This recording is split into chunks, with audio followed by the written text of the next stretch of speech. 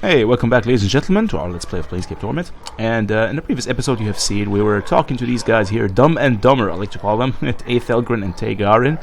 And what I'd like to do from now on is to do the sweeping method of our playthrough, which is basically every time I reach an area, I will try to finish up as much as possible from the area. Just talk to everyone, do all the quests, do everything that needs to be done.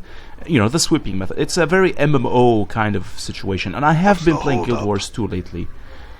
So you could say that it's a very casual style of finishing up your games, and as I'm gonna do it from now on, just gonna explore everything I can explore, finish things up, so I don't have to backtrack too much.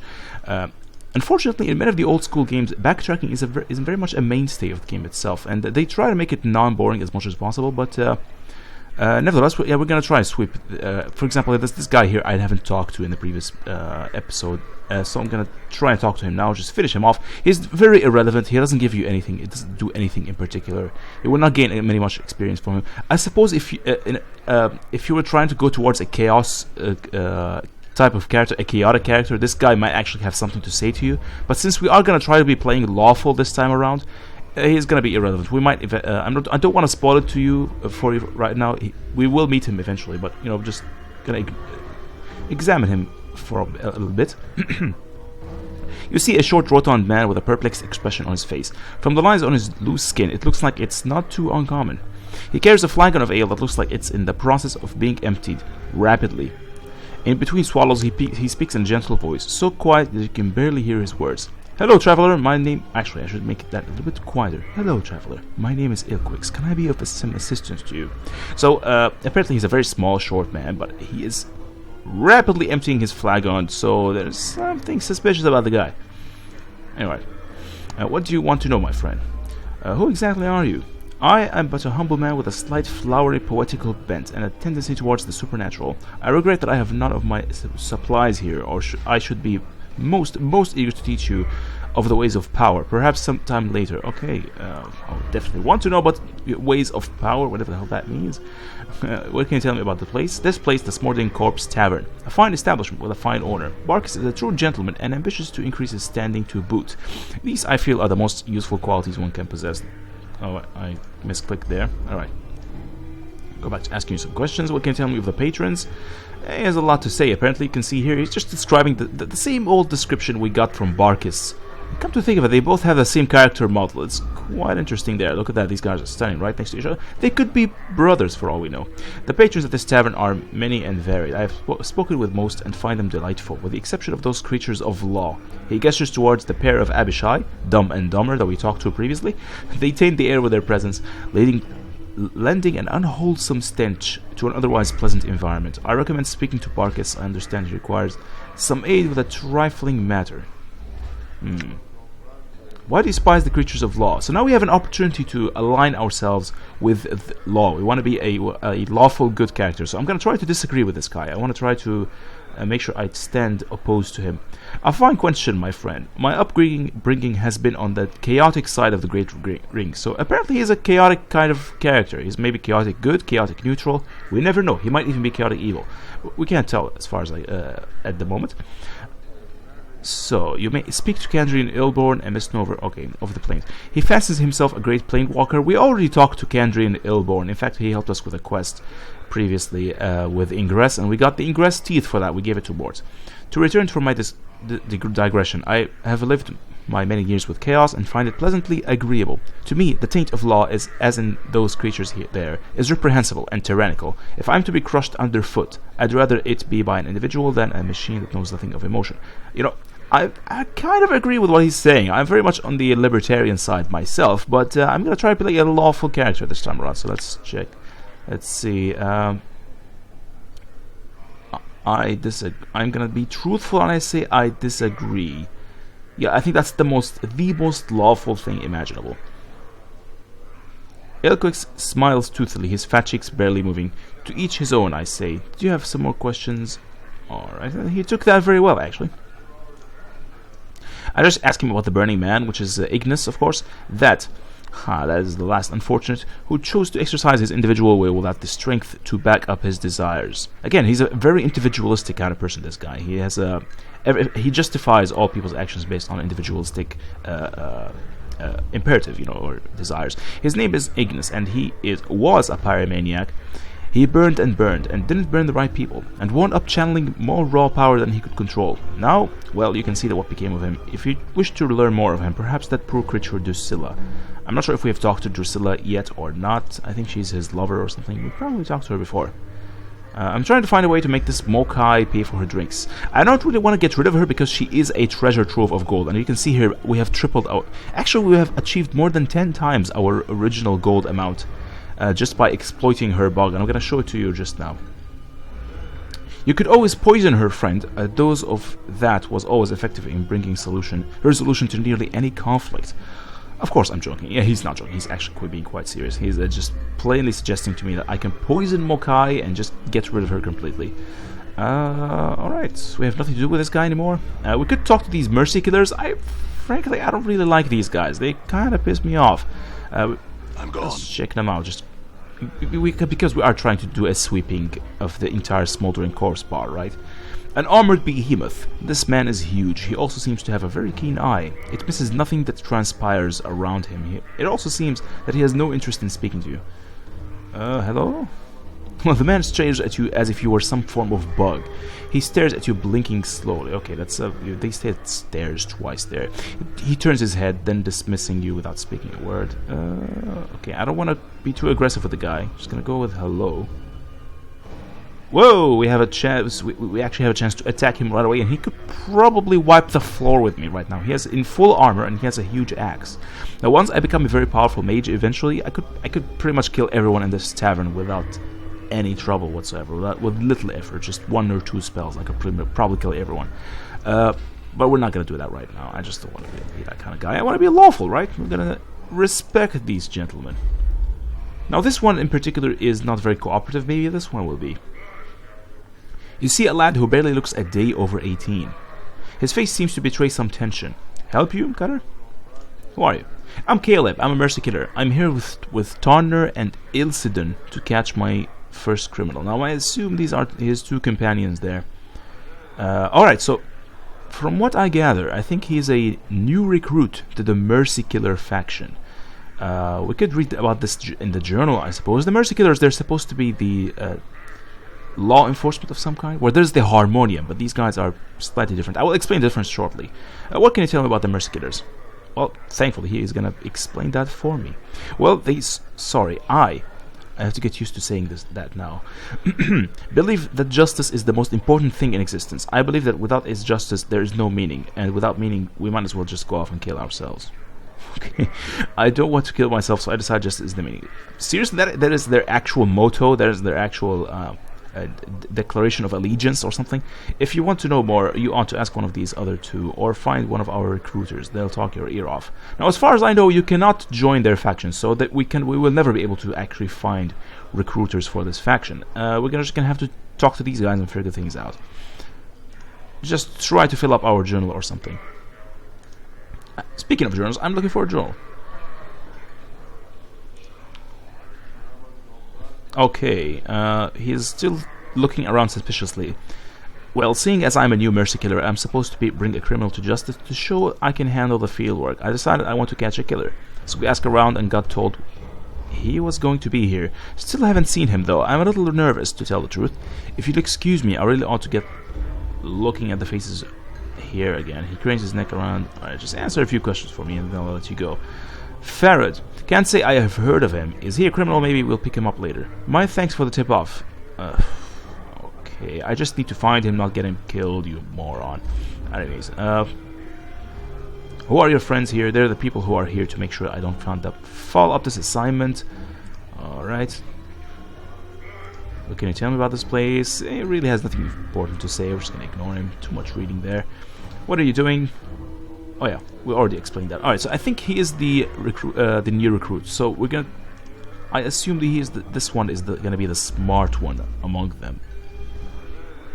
You see a grizzled, burly man in spiked armor. He eyes you coolly and slowly, up and down, evaluating you. Yeah, he clearly is smarter than the other two. He pauses for a time on your face, almost as if it jogs his memory somehow. He sighs, then says, "Can I help you with something, friend?" Wow, he's actually more friendly than I thought. Who are you? I'm Tarner, so the third one must be Ilsidun here, the aggressive kind of anti-intellectual kind of guy. And Caleb is the recruit. Alright. Me, I'm Tarner. What's with the outfit? It's a uniform of some kind. We're the Red Death, Mercy Killers. We're the Justice folks. Someone commits a crime, we bring them to justice. We're right wrongs too. You want to know more? Go talk to one of the recruiters. I can't find the recruiters, so you're gonna have to do for now. Do you recognize me? Wow. I don't understand this. Is he... Am I the criminal here they're supposed to capture? Alright, we're gonna figure that out later. I don't want to rile him up just yet. They're Caleb and Ilsidun. Caleb's the new meat, a new recruit. Ilsidun's the muscle, I am the brain. So yeah, that's pretty much what I suspected. He's the muscle, this one. This one's the recruit, and he's clearly the smartest one. What are you doing here? Waiting for a criminal. This will be Igor Caleb's first arrest, if the Burke we're waiting for ever shows up. What, are you some kind of police force? Is that what your arm is in uniform? Okay, so we already asked him that question. Let's just move on. Have you heard of Ferret? You're looking for him, yet from the tone of your voice, I'm betting it won't be a quick drink down at the local tavern either. See, I know Ferret of old. He's a slippery one, he is, and it'll be a time before we can pin something on him. Problem is, only a fanatic like Valor would scrag the guy. I know who Valor is. I don't want to spoil it for you, but we will meet him eventually, without even a shred of proof. That's all a long way out of saying I don't know where the sod is, but you ought to know he's a suspect, and it won't do any good to be seen with him. All right, well, I'm gonna visit him either way, and I don't think you will ever find him without my help. Tell me about this place. It's the Smoldering Corpse. Chant is the place is full of portals and such, but then that's true of most anywhere in Sigil. Good, cheap drinks, and if you don't mind, whatever. I just want to move on. Alright, I'm gonna try and take a bit of a risk here. I'm gonna ask him this question. Did you recognize me?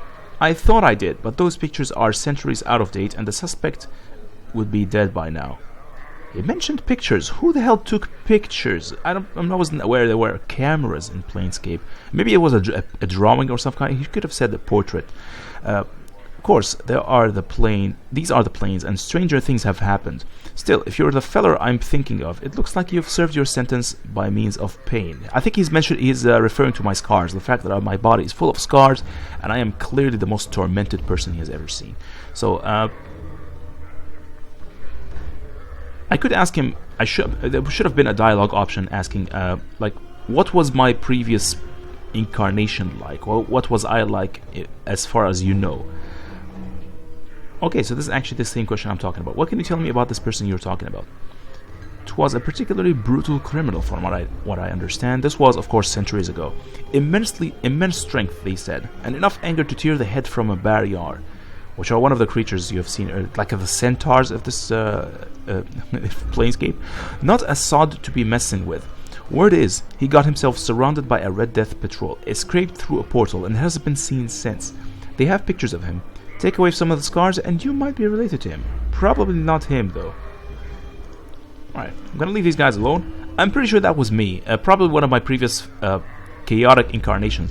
I mean, you remember in the previous episode, we have Barkus here. He gave me one of my old eyes, and we actually tore out one of my old my current eye, and I replaced it with the old one. It doesn't it doesn't really register here, but and by doing that we recovered a memory and a couple of lost skills. So yeah, apparently my previous reincarnation actually came here, and he caused a lot of trouble, and after doing a lot of damage, he left his eye here as a form of payment or something, or a form of insurance, so we can get back. Yeah, so I'm pretty sure I am the guy that these Mercy Killers are trying to wait for. Yeah, so looks like they will be waiting forever, because as far as they're concerned, I will not be committing the same crime twice. Yeah, I wanted to demonstrate Mokai here. Like I said, I've been absorbing gold from her. Now, yeah, you might be saying, man, this is cheesy, why would you do this?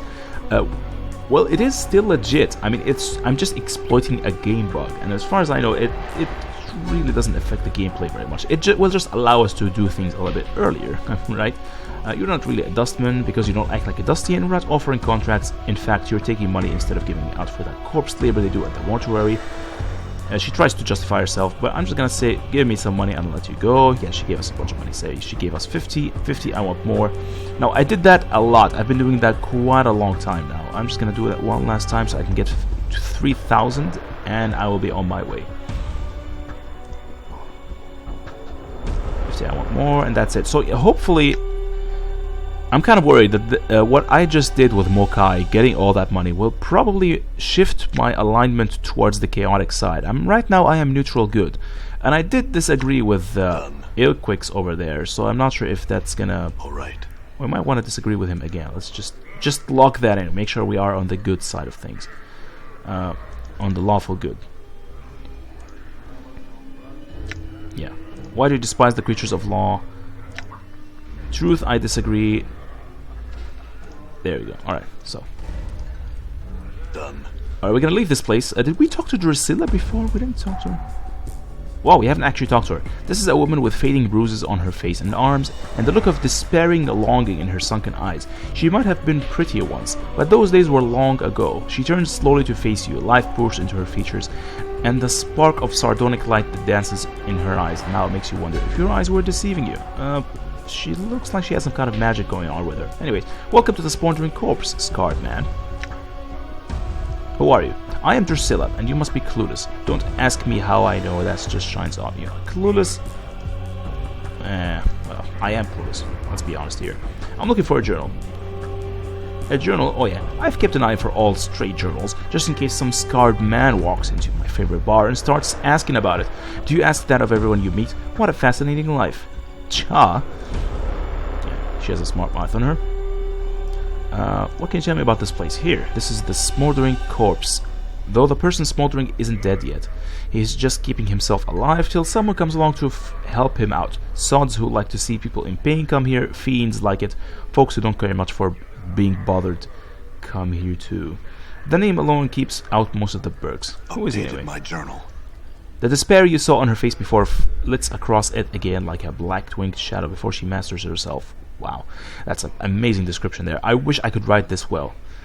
Yeah. That's Ignis, one of the greatest wizards ever to come out of the slummy excuse for a cesspool. So it looks like she is sympathizing with Ignis for some reason. They caught him and they opened a channel to the plane of fire through him, and now he is just a doorway for it, keeping himself alive by force of will alone. If someone could douse him for a few moments, it'd give him time, give him his life back again. But they don't make enough water to do that. So they don't have a fire extinguishing apparatus. Someone should be able to find something. What's your connection to him? That's actually a more interesting question. Her voice practically throbs with a deep ache. I was Ignis's lover. Wow, okay, so she used to be in love with Ignis. And apparently she loved him. She still loves him. He loved the flame more than he loved me, and now he has become the flame. And because I love him, I love the flame. Wow, that's a brilliant logic. I'm absolutely, admire your logic there. But that's all done and with now. Now I wait for him to douse himself. I sell what little I have just so I can be near him. Wow, that's actually very well, a lot of commitment to your lover there. I really wish he would reciprocate her love. Well, at least with him being on fire and such, I don't think physical contact is an option unless she becomes like him. I'm looking for a collector by the name of Farad. Have you seen him or heard of him? Yeah, she knows about him, but she doesn't want to say much. Alright, so she told us a little bit about Ignis, but none of it actually filled my journal, so we're just gonna leave this place. Alright. So, what's the plan gonna be? We're gonna complete a couple of quests, talk to some NPCs here and there. I know there are some of them are... I want to derive maximum benefit from all these NPCs. So I want to make sure that, you know what, I will come back to them later when I actually have the required conditions. For example, Amaris here. Given that, I mean, there are lots of harlots around here. They're supposed to be like the prostitutes of the Planescape universe. Amaris here is a unique harlot. She is actually related to a quest line, but she's not going to be very useful to us at the moment. I'm gone. Well, you know, we can just talk to her and... Right. Just lock her down, yeah. So you see a woman young woman dressed in a tight leather bodice and leggings. She smells faintly of cheap perfume, and her face, though pretty, is painted with garish makeup. She smiles coldly as she sees you. Seeking some company in love? Yeah, clearly a prostitute pickup line. I had some questions. Sorry, love, I don't stand here to answer the questions of passers-by. But sure you wouldn't like a little company? Yeah, I don't want any company. I'm gone. We could actually give money to one of these harlots and let Mort have some fun, but this is a family-friendly channel, so I'm just gonna... Okay, it's not a family-friendly channel. Who am I kidding? You know what? Just forget it. This is just embarrassing. I don't want to deal with harlots in video games ever. That is just the most embarrassing thing imaginable. Well, we're being attacked. Yeah, let's just finish these off. I'm gonna talk to Barking Wilder here. He's like a... Well, he's an interesting character. Well, we're being attacked by all kinds of thugs at the moment. And they're dealing some serious damage to me for some reason. Man, our characters are currently wimpy. For God's sake, stop attacking my guy. I shall serve. I shall serve. Alright, so this guy has returned. He was kicking our asses previously. We're gonna try to avoid him. Well, it would be nice if there was a way to actually kill him. Let's do that as right. Yeah, we can deal some damage here and there, and that's it. I can't believe I actually forgot about this dude. I'm gone. I attacked him in the previous episode, maybe in episode 3 actually, or 5. It was quite early in the game. And then I just abandoned him because I was getting my ass kicked. Yeah. And I just want to talk to Barking Wilder. That's all I'm trying to do. Where's Barking Wilder? Let's see. There you are. Just want to talk to you and finish this because he has some interesting things to say. This wild-eyed man is hunched over, snarling and giving long, low growls. It looks like he hasn't trimmed his hair in years. It's so long, it forms a veil over his eyes. Well, maybe he's a metalhead. I listen to metal myself, and I actually keep my hair quite long. He has a long, stringy mustache, caked with grease and sweat. Okay, he's clearly mentally ill or something. And the tips of the mustache droop so much that they have become tangled in his ragged beard. Do I want to growl at him? I'm afraid this might actually be a chaotic thing to do. I'm just gonna go with greetings. Excuse me. The man stops in mid-snarl, and he reaches up to the part of the curtain of hair that covers his eyes. As his withered hand pulls away his dirty locks, several strange puce-colored bugs fall from his hair. Oh crap, man, this is so disgusting. Behind the cloak of hair, the man's flesh is moon-pale and creased with wrinkles. His thick, bushy eyebrows form a V as he stares at you. And might take the moon fly too? Take your hand to fly you to the moon? Okay, apparently this is what he was saying. Tilt her head to one side as if studying him. The man frowns, but his eyebrows tilt upwards in a reverse V, creating a bizarre expression. You have no idea how he accomplished the facial expression, but it makes you uncomfortable watching the muscles beneath his face shift into the new pattern. Wow, I would have loved to see this somehow in a video or something.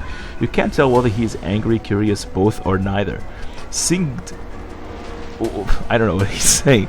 Kiss speak a man. Answers prefer a wood woman heart. Okay, this is my translation, apparently. Nameless one, he is pretty good at translating. A single kiss speaks a woman's heart, but a man's answer is what you would prefer? Very well, then know this. My answer is a question, and an answer from you is what I would prefer. Amazing, that is just amazing. I probably would never have been able to pull that off. The man, if as a real person myself, I was talking to a guy like this. The man seems mesmerized by your voice. With every word you speak, a light flickers in his eyes. Barking Wilder am I. I am a wanting, asking a may you may. You may and I will. Who or what are you? Chaos. He stutters out the word as if having difficulty getting his tongue around it. Some say Zausitex. I say S-Tex. I suppose Chaos Man. Okay, Chaos Man. They're not anarchists. They're actually worse. They believe that by embracing chaos, so you're one of the Chaos Men, yeah. By embracing chaos, the truth of the universe is revealed, or something like that. Yeah, they're very insane people. I don't want to join the Chaos Men. If I click this, I assume it will align me closer to the side of chaos, and I want to be lawful as much as possible. Okay, so we already asked him this before. Let's. I'm looking for a man named Fair. Do you know of him? Fair odd, not fair, not odd. Lost, not help, not. He growls to himself as if to clear his throat. Maybe you lose him first, and then ask me. Then fair odds it will be. It's a brilliant reply. Very well put. Now this is the reason. The reason why I came to talk to this guy is for this one. I am looking for a lost journal. Do you know where I might find one? And there we go. We have 1,000 experience. He frowns. The reason why I want to talk to him now is because if you actually enter the area where you are gonna talk to Farad, if you go towards the location where Farad is, you will not be able to get this particular dialogue option from Barking Wilder. So we should. It's a good thing we talk to him right now. So we will not be able to gain experience and experience this. And talk to him. If Rounds squints his eyes shut, then opens them back up. When he speaks again, his voice is level and straightforward. It's like a different, saner person is speaking. The effect is eerie. Wow. More than one lost, more than one must you find. Each part of you had one, so more than one must you find. He blinks and shakes his head for a moment, as if surprised at himself, then chuckles uneasily. That's a very interesting situation. Apparently he is being possessed, specifically when it comes to my journal. He is possessed by some superior entity, and he's answering my question quite accurately in a very somber manner. Very unusual for this particular guy. Can you tell me where at least one of them is? Updated my journal. Alright, we have updated our journal. That's exactly what I want. He looks like he is about to object. Then suddenly his left fist comes up and smacks him in the temple. He howls in response, then suddenly stops blinking. One is in a cupboard in your guest room in the Hall of Sensates, which is an area we will reach eventually. And by the way, the Sensates are a faction, and we will discuss them at length in the future. There's a huge storyline that has to do with the Sensates eventually. And another is on the walls of a tomb sealed deep beneath the city where the stones weep. And this is the area where we are going to reach soon, but I don't want to spoil it for you further. But yeah, we will be going to like the catacombs at some point in a tomb, and that's where we will find one of our journals. The others are, before he can finish, his right fist comes up and smashes him in the face, causing him to yowl again. He blinks and shakes his head for a moment as if surprised at himself, then smiles uneasily. Alright. Hall of the Sensates, where's that? Barking Wilder holds up his hands. He doesn't seem to recall what he just said. Well, yes, so clearly he was possessed by a superior spirit of some kind, or a wizard or an oracle. I don't know. Maybe it was his instinct that actually came out and spoke to me. You said there was one in a sarcophagus beneath the city. Where? He looks frightened for a moment, then points upwards. Well, that is actually quite stupid. I just told you it was beneath the city, and he told me pretty much that it's in the catacombs beneath the city, and he points upwards. Very clever of you there. There? He gulps. He doesn't seem to know you, and for some reason you believe him. What were those other journals you mentioned? Other places, maybe? Okay. So, there's not much to be said about this guy, not much to be talked about. Mort has something to say though. Well, that's one tree with a snapped branch too many, Mort rolls his eyes. No sense in chatting with Zausitex, Chief. They're a barmy bunch. Who are the Zausitex again? They're a faction who don't have any rules, except don't keep one thought in their head for too long. They're sometimes called Chaos Men, no need to explain why. How do they get members? Well, I would imagine their members flock to them just because they want to be chaotic or something. How do they get members? They just seem to attract members like flies. Well, remember that members that are crazy or chaotic enough, I suppose. I don't think they have any recruiters, though you really can't say anything about them for sure. Well, thanks for the information. We're gonna gather our loot before the Abishai comes back. Alright. Get some of that. Cloth charm, lovely. And the rusty dagger is one of the most useless items you can come across. So yeah, we're pretty much done with this location, for now at least. Until we come back and actually destroy this particular Abishai, where we have harassed. I'm going to try to avoid him for the time being.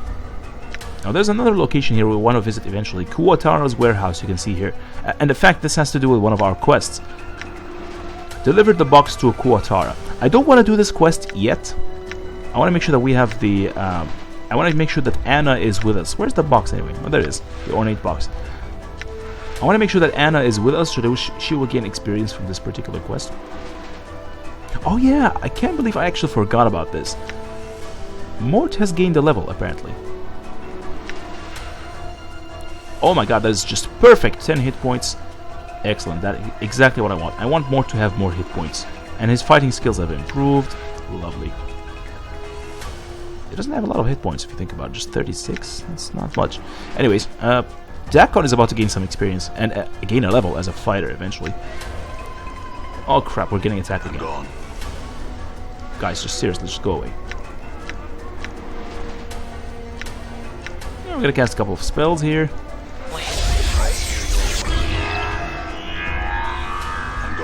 Alright, so we managed to freeze this guy.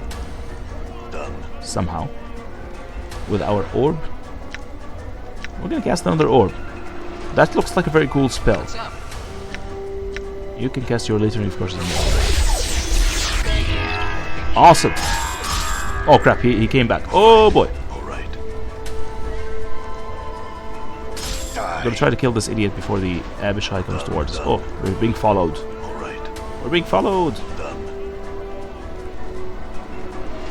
It would have been nice if one of them actually moved a little bit faster than the other. Crap. Okay. Alright. Man, this was such bad timing. Why do the thugs insist on attacking me when I am in the middle of a battle? With an Abishai. I just want to loot that thing that fell off from one of the thugs. I assume it's down there somewhere. Yeah. Alright. Yeah, I just want to loot this thing. There we go. Get some cash. So where is that thug anyway? You know what? I don't care anymore. I just want to leave. I'm gonna go ahead and rest somewhere, and then we'll come back later for this guy. Hey, there's another Abishai.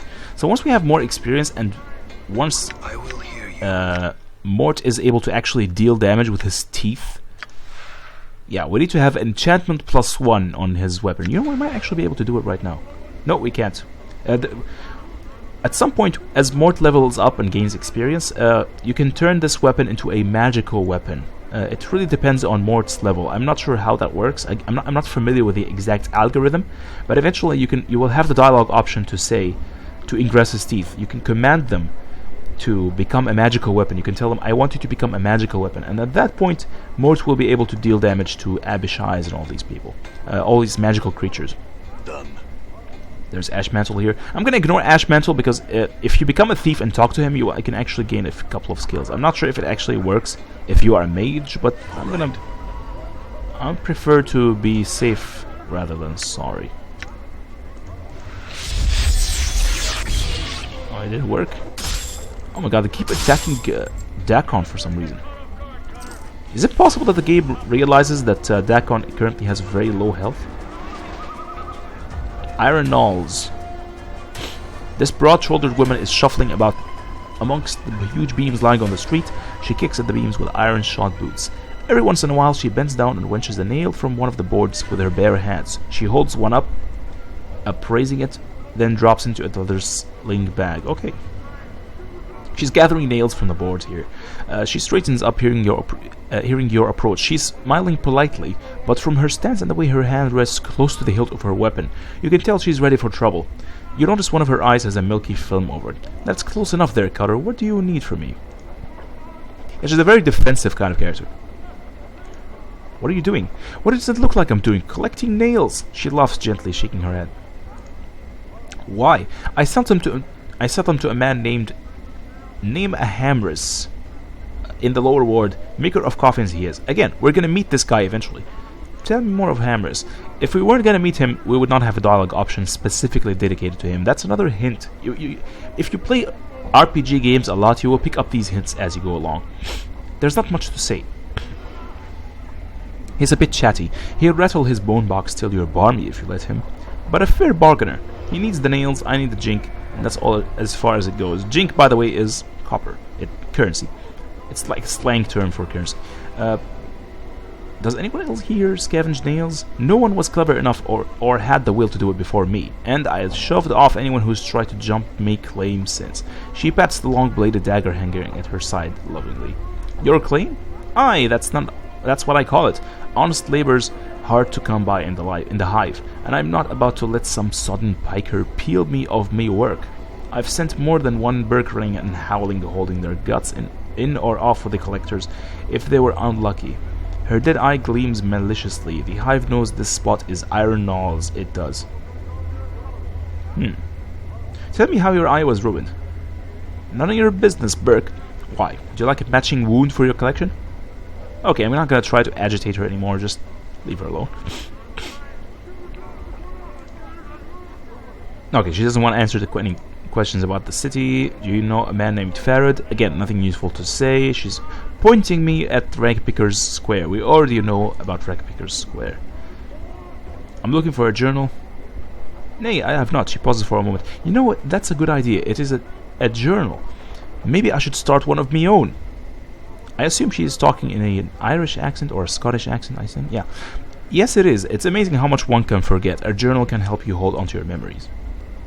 Yeah, secret. Alright, fine. Just give her a good idea and we can move on with our lives. I think we came here before. Yes, we did. We could buy things from the these salesmen, I suppose. Let's check this guy out. Maybe you have something useful. Yeah, let's see if you have any useful weapons here. Well, most of these weapons we don't really need them. I suppose the green steel dagger can be useful. It's better than the green steel knife that we have, but we can actually find this weapon, you know, pretty much in the exact place where we are going. Eventually, we're going to the under the city at some point in order to find Farad, and we're gonna come across a bunch of really cool weapons eventually. So we don't need this one right now. I'm not gonna buy anything from him, even though we have plenty of gold. But I'm a greedy bastard. I just want to keep my money. Yeah, and you can see here these are all poor quality. Speed of 2, weight of... I'm not sure what speed means. Like, some weapons have lower speed than others, but for some reason it doesn't really correspond to the attack speed. I don't know if it corresponds. A higher number means higher attack speed, lower number means higher attack speed. I'm not really sure about this. So yeah, but these weapons are fairly poor quality. We're just gonna ignore them. We can actually steal things from him if you were a thief. But because we're not thieves, I'm a mage.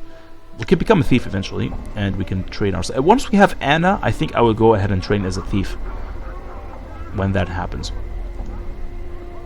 But for now, we're going to talk to the Hive Merchant. Jump, Lim Lim, jump. The merchant seems suddenly to notice you. Oh, greetings. Would you like to purchase one of these playful, gambling Lim Lims, my lord? I had some questions. The only questions I'll answer, I'm afraid, are about the Lim Lims, my lord. Just what are they? They're from the Outlands, my lord. Neither wholly insect nor animal, they are friendly, playful, and quite loyal. He takes a sidelong glance at the Lim-Lims, then leans close to whisper, "Pretty tasty too, in a pinch." No thanks, I don't want to taste these guys. I'd like to purchase one. A Lim-Lim will provide its own food, eating insects, tiny rodents, and the like. They will follow you everywhere you go, and are easy to clean up after, are quiet,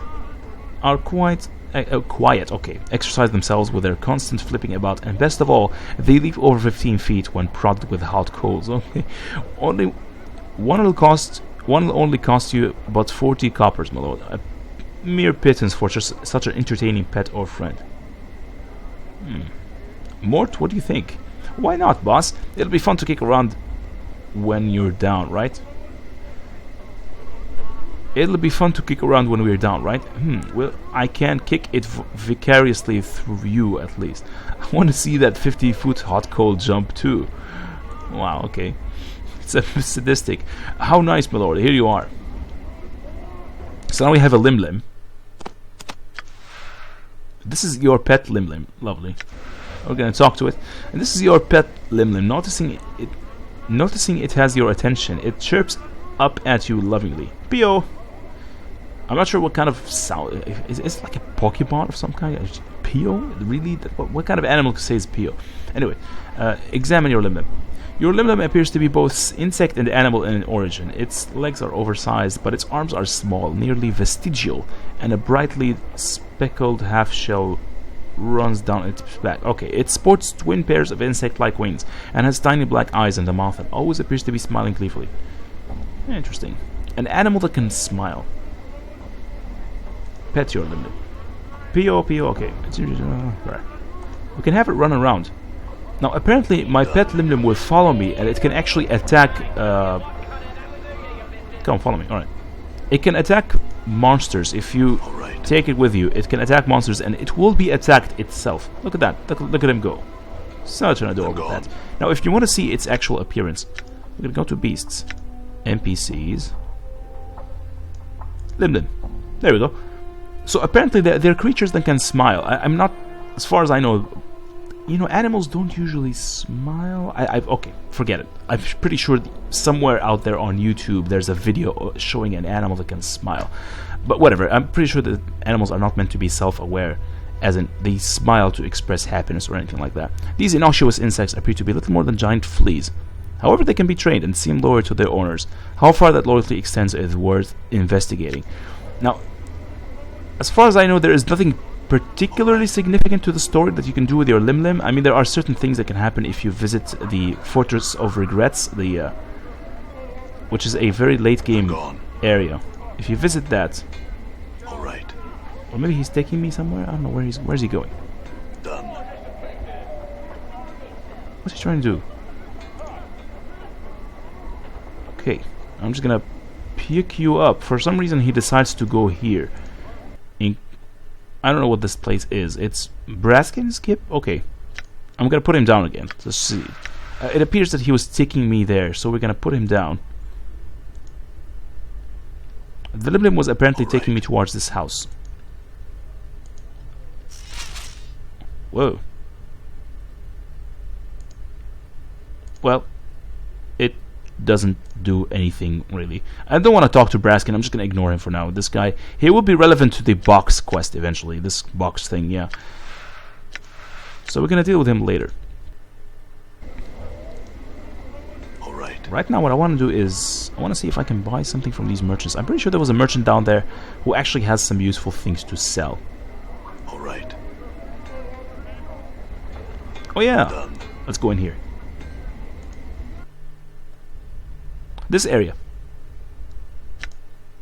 The House of Vermin and Disease Control. Apparently this is the place where all the rats in the city are being... Yeah, this is the office that is responsible for killing all the rats in the city. We have some junk here. I'm pretty sure we have some junk already. Yeah, we have junk. Alright. Phineas T. Lord. You see a squat man with rash-covered skin and several pustules covering his face. His clothes seem to mark him as some sort of an official, but they are dirty, wrinkled, and covered with rat hair. As you watch, he idly scratches himself with his stubby fingers. Greetings. Aye! The little man shrieks and jumps, startled. Clutching his heart, he takes a deep breath and pushes his spectacles up on his rash-ridden nose. He's wearing glasses, apparently. You can see from his character model he is not wearing glasses, but the character himself is wearing glasses. Yes, and what is it that I can do for you? He scratches his nose. Okay, I have little to nothing in the till, so if you have come to plunder the premises, this locale is ill-chosen. Little to nothing in the till, eh? Why don't you just give me what you have and we'll part as friends? I'm really tempted to choose this. He thinks I'm a thief. He thinks I'm a guy who's come here to take away his stuff. But if I do this, it will push me towards the chaotic side of... It will make my character more chaotic, so I'm going to avoid this. Unfortunately, being a lawful character is considered stereotypically boring, but again, it has a lot of benefits, so I will insist on being lawful, and I will not plunder his stuff. Who are you? I am the respected Phineas T. Lord, the 39th. Wow, so apparently he has 38 ancestors with the same name, in charge of this hive branch of the Office for Vermin and Disease Control. It is my distinguished privilege, he scratches his chest and puffs up, to inform me that we, in the bureaucratic sense of the word we, as in not himself, meaning to encompass the sigil bureaucracy as a whole, are accepting bounties of all manner. Okay, this guy talks a lot, and I have no patience to actually read this guy. But for some reason, we have updated our journal. Are accepting tangible proof of the eradication of brain vermin. Okay, so as the name of the establishment indicates, this is the bureau or office that is responsible for eradicating the brain vermin, the hive. What are they called? The rats, the cranium rats, I think. Yeah. So these are some kind of rats that we will meet eventually. They're actually very powerful, and they have to be eradicated. That's why they opened this office. Cranium rats are a species of vermin that become more intelligent the more of them are in close proximity to each other. One cranium rat alone is but a nuisance, but that chews at boards and burrows into food. But 5, 10, or more, and their intelligence grows until it surpasses even the intelligence of ones such as myself. Scratches, then sniffs disdainfully. I imagine that 2 or 3 cranium rats might be enough to outwit you, sir. That is actually a very offensive comment. I'm very much wanting to punch him in the face, but again, we're gonna try to be a lawful good character. We could say another comment like that, and you will be wearing your ass as a hat. Yeah. How many cranium rats are in Sigil? More than enough to last a bounty hunter a lifetime, perhaps several. Yeah, which is a long way of saying a lot. What are you doing here? Well, it's quite an epic tale, you see. I was born here in Sigil. I don't want to listen to this. Wow, that's actually quite interesting. If you have him talk about himself, you can sleep and you can recover some of your health, but not much. Aye, by the powers, stop creeping up on me like that. He pushes his spectacles up on his nose and gives you a hard look. And what is it that I can do for you this time? Again, I could ask him to give me all of the stuff in his cash box, and then I will be going. You know what I'm gonna do? I'm gonna be cheesy. We're gonna save the game. Alright? I want to see what could he possibly give me. Alright. He reaches into his cash box beneath the counter, cracks the lid, and fishes around inside. His hand emerges with a few coins, which he gives to you. I hope you find some measure of guilt for this action. Without those meager funds, this branch office will be unable to cover its costs. So how much did he give me? He gave me only 50... what? 53? That's actually not worth it. It's not worth becoming chaotic or unlawful or whatever it is. So we're just gonna ask him some questions. Is that yet rash contagious? Okay.